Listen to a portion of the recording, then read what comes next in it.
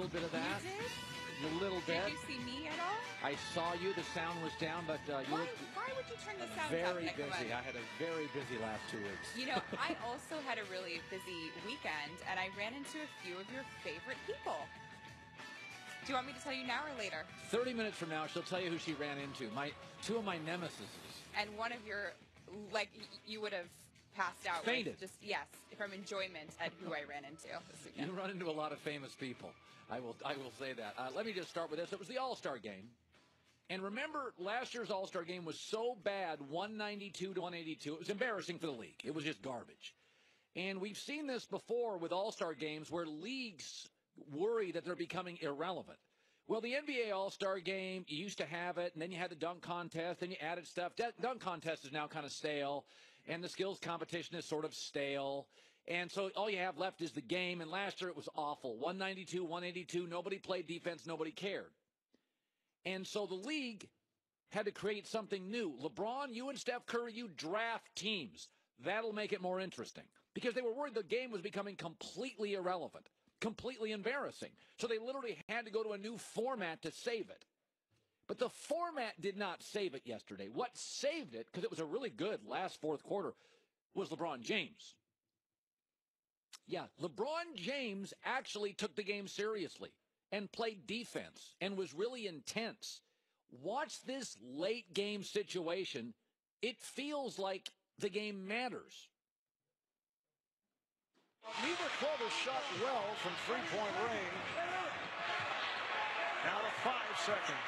Curry looking for the three. Curry double team. Curry can't find it. Now March, and that will do it. LeBron James going one-on-one with Steph Curry. Hands him off to Kevin Durant. Put him in a straitjacket. They had him in the coffin corner. There was nowhere that Steph could go. LeBron played defense. So everybody yesterday late played defense. There is not a single NFL player, including Tom Brady, including Aaron Rodgers, that could go to the Pro Bowl and force the other players to care. Not a one. LeBron James came into this weekend, and when that game started, people passed more. There was still hot dogging, but they played defense. Last 6.5 minutes of the game, people were locking down people. They cared who won the game. People think I'm obsessed with LeBron. No, I'm discouraged by the people who cover this league and who think valuable equals stats.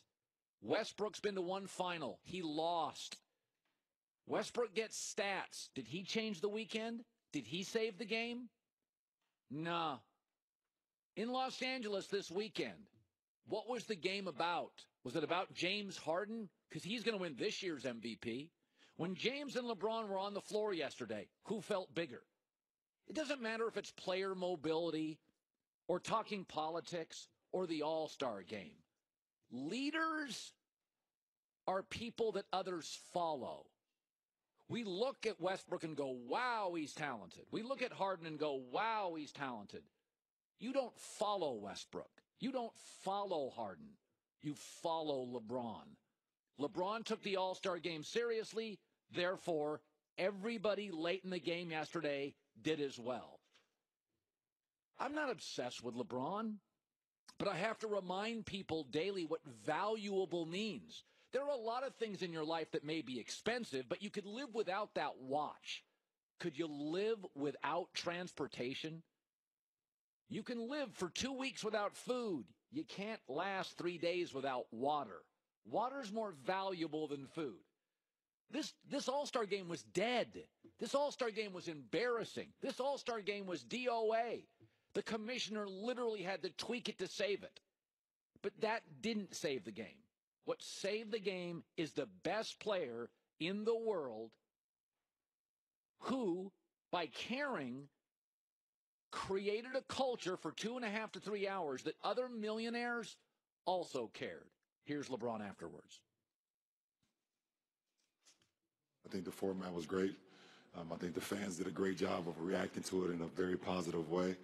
And, for me to be the captain of the team, Steph being the captain of his team and us doing that, You know, that draft is something that hadn't been done before, and the great thing about our commissioner, he's absolutely okay with trying something new, you know, to change the format, and it definitely worked out for everybody. It did. It was a great last 7 minutes of the game. I thought the halftime act was riveting. It was fascinating. The best camera work. I thought it was absolutely I could not take my eyes off the camera work and the artists. I was going to say, you might be the only human alive who was riveted by the camera work. Well, it wasn't about the camera work. It was a 20-minute hip-hop thing that was moving all over the arena, and the cameras on a one camera guy followed him around. It was 1,000 times better than the Super Bowl halftime show. I was completely riveted, but that's another topic. Let me move to this topic now.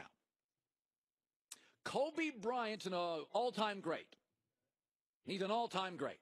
Now, the Lakers are so big that he's not the greatest Laker, although I could argue he's the greatest single artist that's ever played for the Lakers. Nobody made more tough shots. Nobody was harder to guard. Magic, to me, was the best player. Kareem